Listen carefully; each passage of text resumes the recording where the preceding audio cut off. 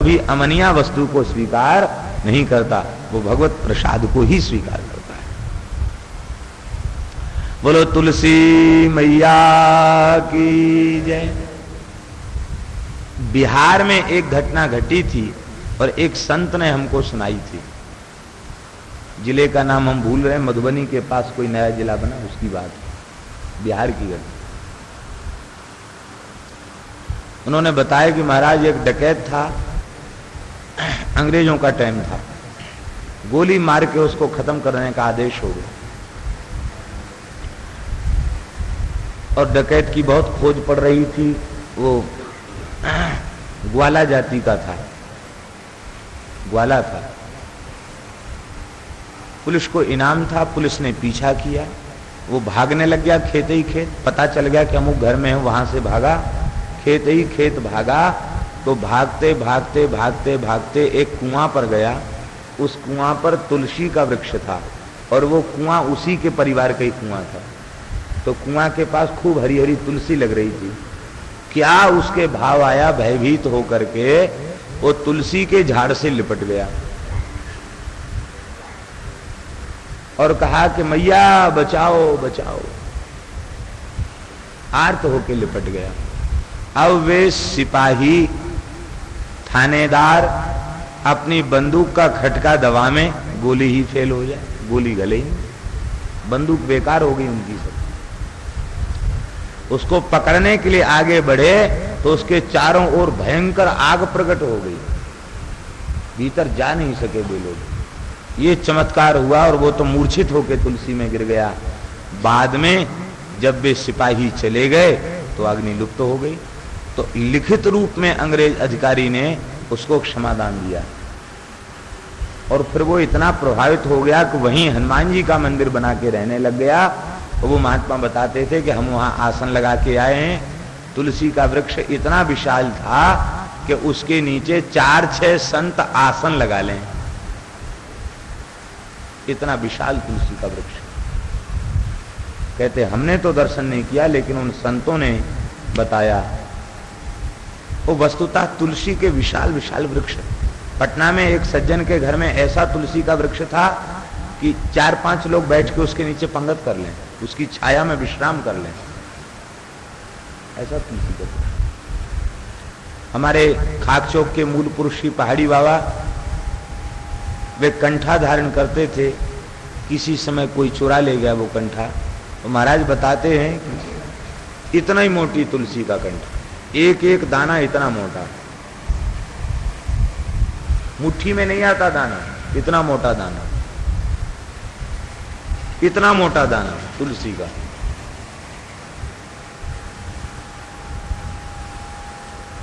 पता नहीं कहां से उन्हें प्राप्त हुआ था, पहाड़ से कहां से, तुलसी की इतनी मोटी मोटी शाखाएं। उनका कंठा धारण करते थे,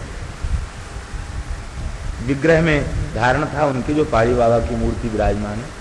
बाद में महाराज कहते मेला के समय कोई ले गया उठा करके, भीतर घुसा और लेके चला गया।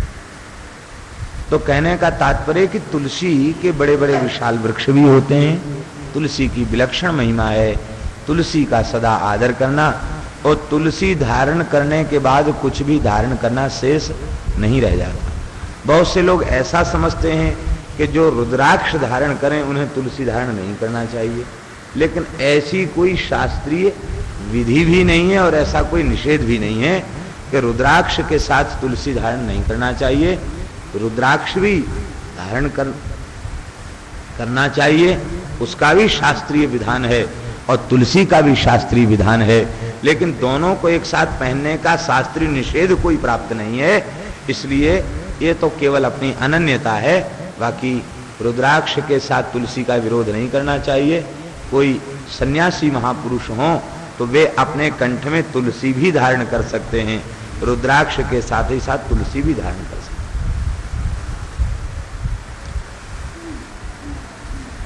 बरुआ सागर के स्वामी जी श्री शरणानंद सरस्वती जी महाराज रुद्राक्ष और तुलसी दोनों की माला को धारण करते थे। धर्म सम्राट स्वामी करपात्री जी महाराज रुद्राक्ष और तुलसी दोनों की माला कंठ में धारण करते थे। किसी ने एक बार कह दिया करपात्री जी के संबंध में कि अरे कृपाद्री जी कोई सन्यासी थोड़ी है, वे तो आधे वैष्णव हैं। तो ब्रह्मचारी ने जाके स्वामी जी से कहा, बोले स्वामी जी अमुक स्वामी जी आपके संबंध में ऐसा कह रहे थे। तो स्वामी जी, काशी की घटना है, स्वामी जी तुरंत उठे और उठ करके उन सन्यासी महात्मा के पास गए। बोले भगवान, हमारे भीतर कौन सी ऐसी कमी आपने देख ली जो हमको आधा वैष्णव कह दिया? हम तो अपने को पूरा वैष्णव मानते हैं, वो आपने हमको आधा कैसे कह दिया है? हमारे भोले बाबा भी वैष्णवानाम यथा शंभु, वे परम वैष्णव हैं। वो हम शालिग्राम पूजन करते हैं, तुलसी धारण करते हैं, एकादशी का व्रत करते हैं, फिर हम कैसे अवैष्णव? हमें समझ में नहीं, आधे वैष्णव कैसे कह दिया? हम तो अपने को पूरा ही मानते हैं, आधा कैसे कह दिया? वस्तुतः जो उच्च कोटि के महापुरुष होते हैं, जिनकी दृष्टि में भेद नहीं होता है, वे अतिशय उदार होते। श्री वृंदावन बिहारी लाल की। अब द्वारिका में एक लीला और घटित भई, बड़ी सुंदर लीला द्वारिका की। श्री नारद जी पधारे। अब तो नारद जी के स्वागत में कल्प वृक्ष के पुष्पों की माला पहना करके नारद जी का स्वागत किया, कल्प वृक्ष के पुष्पों की पुष्पांजलि दी, जय जयकार करने लगी सत्यभामा। नारद जी बड़े प्रसन्न हो रहे थे, बोले चलो हम मूल लेके आए थे और मैं चक्रवृद्धि ब्याज के हमको कल्प वृक्ष के पुष्प मिल गए। हम तो थोड़े से फूल लेके आए थे, लेकिन अच्छा हुआ देवी, अब तो प्रसन्नता है। यह सुन करके सत्यभामा जी ने कहा, गुरुदेव आपका ही अनुग्रह है, आपकी कृपा है।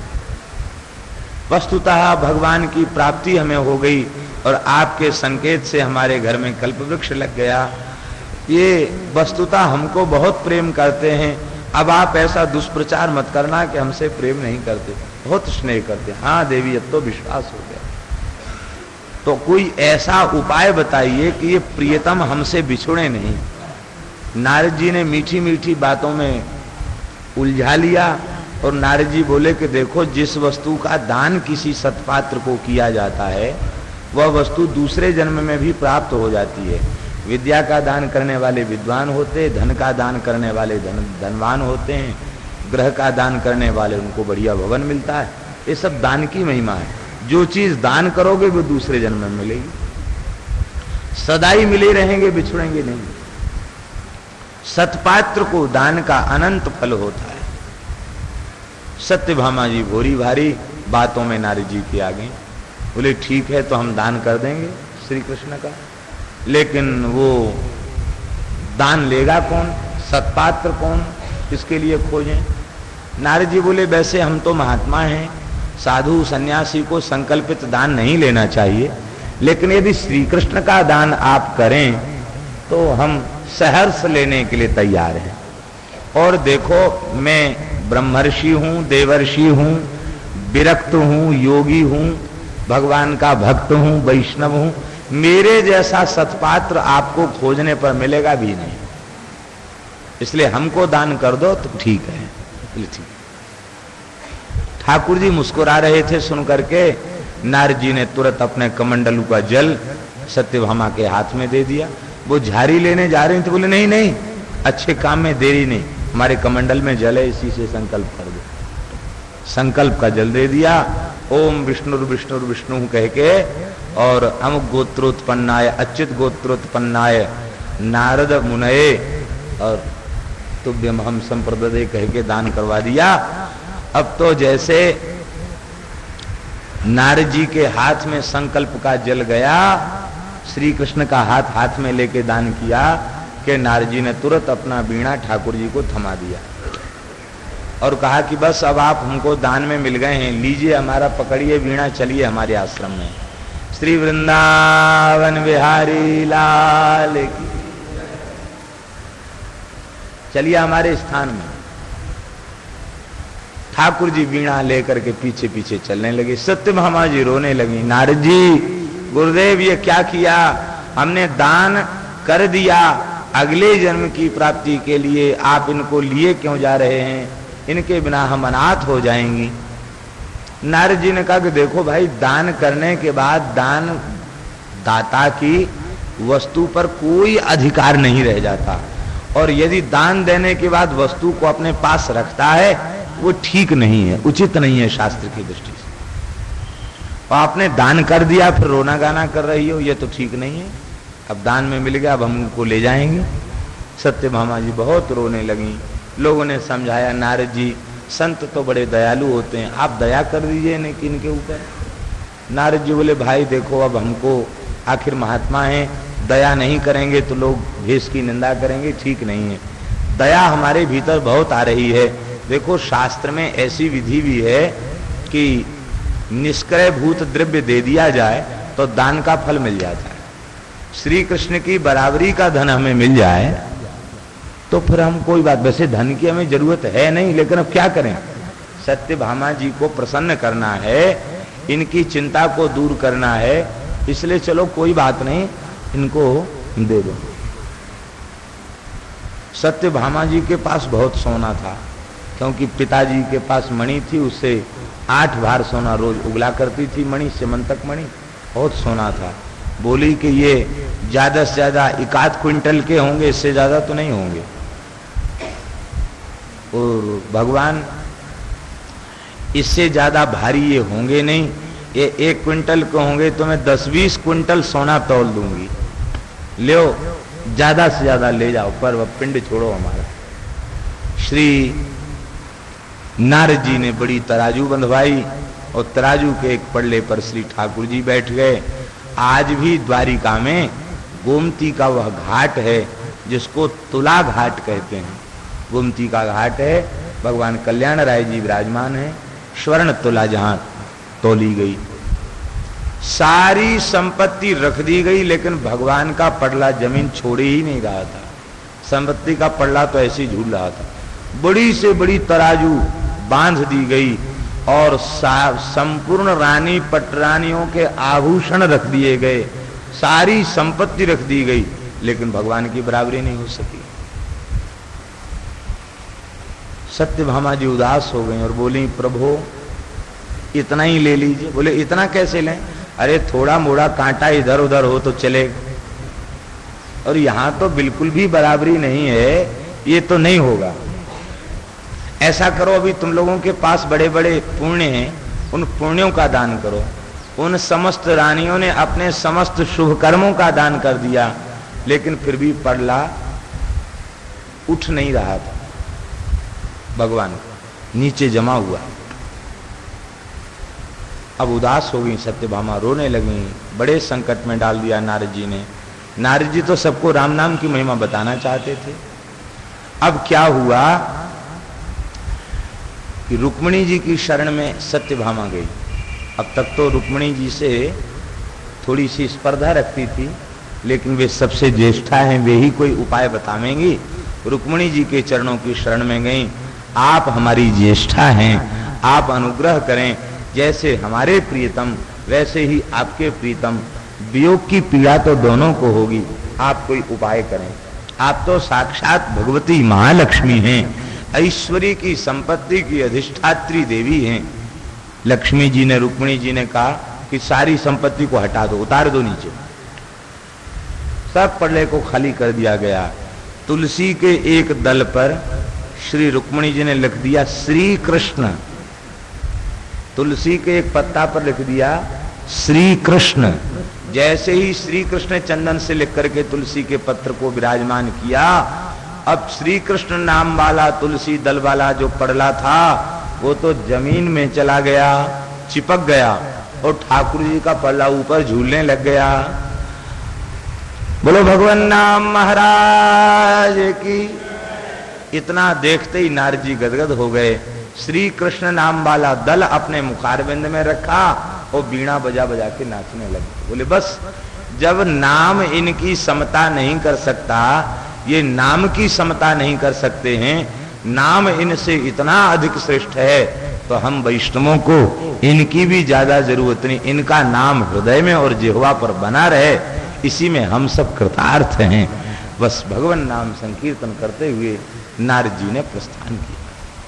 कहने का तात्पर्य यह है कि श्री नारद जी ने संपत्ति की महिमा में जो फूली हुई थी, उससे उनका मन निराश करके तुलसी और भगवान नाम की महिमा को प्रतिष्ठित किया।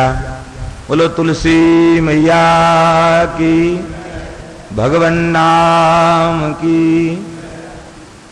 एक दिन की बात है, भगवान रुक्मिणी के महल में पर्यंक पर पौड़े हुए हैं। रुक्मिणी स्वयं व्यजन ढुरा रही थी, सखियों के साथ वे प्रसन्न होकर भगवान की झांकी का दर्शन कर रही थी। भगवान ने कहा कि देखो राजकुमारी, लोकपालों के समान जिनके पास ऐश्वर्य था, ऐसे महानुभाव बड़े बड़े राजा महाराजाओं ने वह तुमको प्राप्त करना चाहा। और शिशुपाल तो आ ही गया बारात लेकर के, लेकिन तुमने नारद जी के बहकावे में आकर हमको चिट्ठी लिख दी। इसमें नारद जी का भी कोई दोष नहीं है। क्यों? बोले निष्किंचना वयम सस्वत निष्किंचन जनप्रिया। हम खुद भी निष्किंचन हैं और निष्किंचनों से हमारी मैत्री है, उनसे हमारी मित्रता है, हमारा प्रेम है। तो जैसे हम वैसे ही नारद जी, भिखारी भिखारी की प्रशंसा करता, ऐसे ही महाराज नारद जी ने हमारी प्रशंसा कर दी और हम नारद जी की प्रशंसा करते हैं। भक्त भगवान की स्तुति करता है और भगवान भक्त की स्तुति करते हैं। तो देखो देवी, तस्मात् प्रायेण नह्याढ्या माम भजन्ति सुमध्य में, यही कारण है कि प्रायः धनी मानी लोग मेरा भजन नहीं करते। क्यों? इसलिए भजन नहीं करते कि हम निष्किंचन हैं, और जो निष्किंचन है वो धनवान कैसे बनाएगा? वो तो निष्किंचन ही बनाएगा। तो ये धनवान लोग निष्किंचन बनना नहीं चाहते, वे तो धनवान ही बने रहना चाहते हैं। तो इस भय के कारण वे इधर उधर पूजा पाठ अनुष्ठान तो कर लेते हैं, मेरी आराधना उपासना में प्रवृत्त नहीं हो पाते। भगवान निष्किंचन है, इसलिए वे अपने को आप सरिस सब ही चह कीन्हा। आप लोग कहेंगे निष्किंचन माने क्या होता है? निष्किंचन माने होता है जिसके पास अपना कहने के लिए कुछ भी ना हो, वो निष्किंचन है। तो दो तरह के निष्किंचन है। एक तो अम्बरीश की कोटि के निष्किंचन है, जो सारी धरती के चक्रवर्ती राजा हैं, लेकिन भी ये धन हमारा है, ये महल मकान हमारे हैं, ये राज्य परिवार हमारा है, इसे वे नहीं स्वीकार करते। केवल मैं भगवान का हूं और भगवान मेरे हैं, इस भाव में वे भरे रहते हैं। इसलिए धनवान होने पर भी वे निष्किंचन हैं। और एक निष्किंचन राका बांका के तरह है, जो लकड़ी काट लाते हैं, उतनी ही लकड़ी लाते हैं जितने से थोड़ा सा आटा दाल चावल मिल जाए, और बस रूखा सूखा टिकट ठोक करके पा लेते हैं, प्रेम से भजन किए। ये निष्किंचन है। सुदामा जी निष्किंचन, बड़ो निष्काम शेर चून हु न धाम। ऐसे निष्किंचन कि एक शेर आटा भी आपके घर में नहीं रहता। तो कहने का तात्पर्य यह है कि दो तरह के निष्किंचन है। सब कुछ होते हुए जिन्होंने इस बात को स्वीकार कर लिया कि हमारा कुछ नहीं है, हम भगवान के हैं और ये सब कुछ भगवान का है, भगवान की सेवा के लिए है, वे धनवान होते हुए भी निष्किंचन। और भले ही किसी के घर में खाने को नहीं है, लेकिन उसकी ममता है कि ये झोपड़ी हमारी, ये मकान हमारा, ये हमारा, ये हमारा, वो निष्किंचन नहीं। भगवान को प्रिय कौन है? अकिंचन प्रिय है। परम अकिंचन प्रिय हरि के रे, ताते कहीं संत श्रुति टेरे। टेरना माने होता बुलाना। भगवत प्राप्ति के पथ पर साधक जा रहे थे, तो संतों ने और वेद की ऋचाओं ने बड़ी जोर से उनका नाम लेकर बुलाया। अरे भाई कहाँ जा रहे हो? बोले भगवान के पास। अच्छा जा रहे हो तो एक बात सुन लो, परम अकिंचन प्रिय हरि के रे। परम अकिंचन भगवान को प्रिय है। तो भक्त तो इसलिए अकिंचन है। और भगवान अकिंचन क्यों है? भगवान अकिंचन इसलिए हैं कि अनंत कोट ब्रह्मांड नायक सर्वेश्वर परात्पर पर ब्रह्म लक्ष्मीनाथ वैकुंठनाथ होते हुए भी इस सब में इनका रंचमात ममत्व नहीं है। वे सब कुछ अपने भक्तों के लिए स्वीकार करते हैं, इसलिए भगवान भी निष्किंचन हैं। देखो बराबरी में मैत्री चलती है, विवाह भी निभता है। तयोर विवाहो मैत्री चो नोत्तमा धमयो क्वचित। विवाह कभी अपने से बड़े घर में नहीं करना चाहिए। गरीब व्यक्ति को अमीर परिवार में कन्या देने का विचार छोड़ देना चाहिए। क्यों? एक तो कन्या देगा और तमाम अपनी खेती जमीन जायदाद बेच के सारी संपत्ति दे देगा। फिर भी जिनके यहाँ करोड़ों का न्यारा वारा है उनको लाख 2 लाख देने से कुछ बनेगा नहीं। और गरीब आदमी ने लाख 2 लाख खर्च कर दिया कि उस पर कर्ज हो जाएगा। और फिर जब वह कभी अपनी बेटी के यहाँ जाएगा तो उसे सम्मान भी नहीं मिलेगा, नौकरों जैसा व्यवहार उसके साथ होगा, कन्या भी सुखी नहीं रहेगी। इसलिए बराबरी में आपके पास बहुत धन है तो किसी अच्छे कुलीन व्यक्ति को कन्या दे दो और खूब पैसा देकर उसको धंधे से लगा दो। वो जीवन भर उपकार मानेगा और प्रेम निभेगा, कन्या भी सुखी रहेगी। भगवान ये नीति का उपदेश कर रहे हैं, यही नीति है। अपने से बड़े चढ़ने की कोशिश किया कि अशांति हो जाएगी, दुख होगा। भगवान बोले देखो हम तुम्हारी समता के नहीं है, तुम तो संपत्ति के अधिष्ठात्री देवी और हम निष्किंचन, बराबरी कहाँ है? और तुम राजकुमारी और हम राजकुमार थोड़े ही हैं, हम तो छड़ीदार हैं। राजाओं के साथ ब्याह करती तो अच्छा होता, और हम तो उग्रसेन के दरबार में छड़ी लेके खड़े हो जाते हैं। हम तो द्वारिका के राजा हैं नहीं, द्वारिका के राजा तो उग्रसेन हैं। तो देवी तुमने बहुत बड़ी भूल की है, लेकिन चलो कोई बात नहीं, भूल होने के बाद उसका सुधार भी होता है, अभी भी कुछ बिगड़ा नहीं है। बस इतना ही कहा भगवान ने, आगे नहीं कहा। अभी भी कुछ बिगड़ा नहीं है, उचित फैसला कर सकती हो। हमें किसी की इच्छा नहीं है, हम तो निष्काम हैं, हमें किसी वस्तु की जरूरत नहीं है। इतना सुनते ही रुक्मिणी के होठ फड़कने लगे, नेत्र लाल हो गए, अश्रुपात होने लग गया और विवर्ण हो गया प्रेम के कारण, और वे पलंग से लुढ़क करके नीचे आ गई, शैया से नीचे आ गई, मूर्छित हो गई। भगवान घबरा गए। चतुर्भुज भगवान ने रुक्मिणी जी को भुजाओं में भर के उठाया, पंखा स्वयं भगवान झलने लग गए, जल का सिंचन किया, जल पिलाया और कहा देवी हम तो हंसी कर रहे थे, तुम ऐसी हंसी में ही तुम्हारी ये दशा होगी। रुक्मिणी जी ने कहा कि जय जय प्रभु, आप हंसी कर रहे थे और हमारी जान निकली जा रही, हमें तो रामावतार का स्मरण आ गया, कहीं आप पुनः मेरे त्याग की लीला तो नहीं कर रहे हैं। श्री रुक्मिणी जी ने बड़े सुंदर भाव निवेदित किए हैं। रुक्मिणी जी कहते हैं कि हे भगवान, आपने जो अपने को निष्किंचन कहा है वो गलत नहीं, बिल्कुल सत्य है। निष्किंचनो ननु भवान नयतोस्ति किंचित यस्मयी बलिम बलिभुजोपि हरन्त्यजाद्या नत्वा विदन्त्य श्रुतपोन्तकमाढ्यतान्धा प्रेष्ठो भवान बलिभुजामपि ते पितुभ्यम।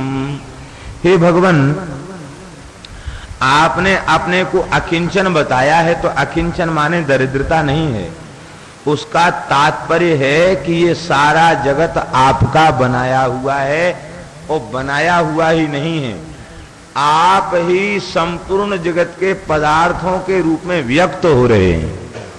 मूढ़ लोग आपसे अतिरिक्त जगत की अनुभूति करते हैं, वास्तविकता यह है हरिरेव जगत जगदेव हरि, हरि तो जगतो नहीं भिन्न तनु। जब आपसे भिन्न कुछ है ही नहीं तो आप निष्किंचन नहीं तो क्या? अपने से कोई भिन्न वस्तु है और उसे वो अपना मानता है तो निष्किंचनता बाधित होती, लेकिन आपका तो कुछ है ही नहीं, आप ही आप हैं, आप अकेले ही आप हैं, दूसरा कोई तत्व ही नहीं है। इसलिए महाराज आप निष्किंचन हैं। लेकिन भगवान, ऐसा होने के बाद भी आपने अपने पास कुछ नहीं रखा, सारे जगत के रूप में आप व्यक्त हो गए और सारी जगत की वस्तुएं आपने जीवों पर कृपा करने के लिए बनाई। भगवान ने सूर्य का प्रकाश हम लोगों के लिए बनाया, उनके अंधकार की निवृत्ति के लिए सूर्य के प्रकाश की आवश्यकता नहीं है। हम लोगों को जल पिलाने के लिए भगवान ने जल की सृष्टि की, उनकी प्यास बुझाने के लिए जल नहीं है। वो तो जल भी प्यासा हो तो उसकी प्यास बुझा दें, ऐसी उनमें सामर्थ्य है। ब्रह्मादि देवता आपकी पूजा कर देते हैं और भेंट दे देते हैं, लेकिन जो भेंट आपको जीव अर्पित करता है उसे आप नहीं लगते, अपितु पूजा करने वाले को ही उसे दे देते हैं। तो इसलिए भगवान अपने पास आप कुछ भी नहीं रखते, सब कुछ प्रेमियों को लुटा देते हैं। इसलिए आप अकिंचन हैं और आपके भक्त भी अकिंचन हैं। लेकिन भगवान कान्यम श्रयेत तव पाद सरोज गंधम, आहा, कान्यम श्रयेत तव पाद सरोज गंधम, आघ्राय सन्मुखरितम जनतापवर्गम, लक्ष्म्यालयं त्वविगणय्य गुणालयस्य, मर्त्यां सदोरुभयमर्थ विविक्त दृष्टि। हे भगवान, आपने जो हमसे कहा कि तुम किसी भी राजकुमार का वर्ण कर लो, ये संभव कैसे है? क्योंकि आप असंख्येय कल्याण गुणगण निलय है, संपूर्ण कल्याणकारी गुणगणों के एकमात्र आश्रय हैं, समुद्र हैं, निधि हैं। तो हे भगवान, ऐसे असंख्येय कल्याण गुण गणाकर आपका आश्रय मुनिजन लेते हैं, वे आपके चरणों के आश्रित हो जाते हैं और आपका आश्रय लेने मात्र से वे संसार के समस्त पाप ताप से भी मुक्त हो जाते हैं। और लक्ष्मी जी भी आपके उन्हीं चरण कमलों में निवास करती हैं। तो भगवान आप ही बताइए, आपके चरण कमलों की सुगंध जिसे एक बार मिल जाए, आपके श्रीअंग की सुगंध जिसे एक बार मिल जाए, क्या उसकी वृत्ति स्वप्न में भी संसार में कहीं भटक सकती है? तो आप कैसे कह रहे हैं कि मुझे छोड़ के किसी राजकुमार का वर्ण कर लो? ऐसा कहते कहते रुक्मिणी जी रोते रोते चरणों में गिर गईं। भगवान ने रुक्मिणी जी को भुजाओं में भर के हृदय से लगाया और भगवान ने कहा कि देखो देवी, वस्तुतः मैं आत्माराम, आप्त काम, पूर्ण काम, परम निष्काम हूं। किसी वस्तु से, पदार्थ से आनंदित होने की हमें आवश्यकता नहीं। मैं केवल प्रेमियों के प्रेम को स्वीकार करता हूं, प्रेम का आदर करता हूं। तुम्हारे भीतर जो विलक्षण प्रेम है, उस प्रेम का आदर करते हुए भी हम इतने व्याकुल हो गए कि हमने अपने मैया बाप से भी नहीं पूछा, रथ में बैठ के चले गए, तुमको लेके आ गए। ये तो केवल हमने बात आपसे इसलिए की कि गृहस्थ धर्म में कोई सुख नहीं है। हम भी थोड़ा सा गृहस्थ धर्म वाले लोगों की नकल करना चाहते थे। ये नकल क्या है? भगवान ने बड़ी सुंदर बात बताई। भगवान कहते हैं गृहस्थाश्रम में सुख है ही नहीं।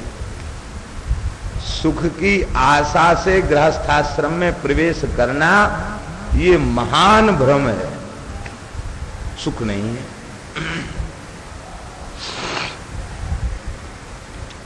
तब बोले फिर सुख नहीं है तो फिर है क्या सुख? गृहस्थाश्रम में व्यक्ति प्रवेश करता है, किस लिए प्रवेश करता? सुख के लिए। लेकिन जब तक ब्याह नहीं करता तब तक चिंता कम होती है, ब्याह करते ही दुखी। एक महात्मा कह रहे थे दृष्टांत किसी कथा में, बोले कि एक नवोढ़ा वधू अत्यंत रुदन कर रही थी, रो रही थी। सबने चुप किया, नहीं चुप भई। तो अंत में उसके पति ने कहा कि देखो भाई, अब तो चलना तो है ही है, चुप हो जाओ। तो उसने कहा कि तुम मत रोको। क्यों? कहते आज मुझे जी भर के रो लेने दो, हमको तो एक ही दिन रोना है, तुम्हें सारे जीवन रोना पड़ेगा। हमको तो आज ही रोना है, तुम्हें सारे जीवन रोना इसलिए पड़ेगा, मकान बनाओ, सामान बाजार से खरीद के लाओ, लड़के बच्चों को पढ़ाओ, वे बीमार हो जाएं तो उनका इलाज कराओ, फिर लड़कों के संबंध तय करो। फिर घूम फिर के आए, बेटी का संबंध तय हो गया था और उसने साफ इनकार कर दिया, हमारा विचार अभी 10-5 साल विवाह करने का नहीं है। वहां से मुंह सुखा के आए। पत्नी ने पूछा क्या हुआ, रोने लग गए। इतना पैसा खर्च किया, इतने चक्कर लगाए, पैर की जूती घिस गई, ऐसी मने कर दिया। हमारे मामा कह देंगे, हमारे फूफा कह देंगे, तब ब्याह करेंगे। मामा फूफा को पहले बता दिया गया, तुम आती कह देना, हम 10-5 साल ब्याह नहीं करेंगे। रोते हुए फिर चले जाए। सुख नहीं है, दुख है। केवल गरीब को नहीं, अमीर से अमीर व्यक्ति को, क्योंकि समस्याएं तो चाहे गरीब हो या अमीर हो, दोनों के सामने एक जैसी है। लड़का लड़की की शिक्षा की, विवाह की। हाँ, इतना जरूर है, गरीब की समस्या छोटी है और धनवान की समस्या बड़ी है। इतना ही अंतर है, इससे ज्यादा अंतर नहीं। फिर गृहस्थाश्रम में सुख क्या है? जिस गृहस्थाश्रम में पहुंचकर हम सुखी हो जाएंगे, ऐसे तमाम तरह के संकल्प देखता है नवयुवक। वही गृहस्थ होने के बाद मुंह सुखा करके घूमता है इधर उधर, महाराज व्याकुल। धंधा मिल गया तो घाटा हो रहा है, घाटा नहीं हुआ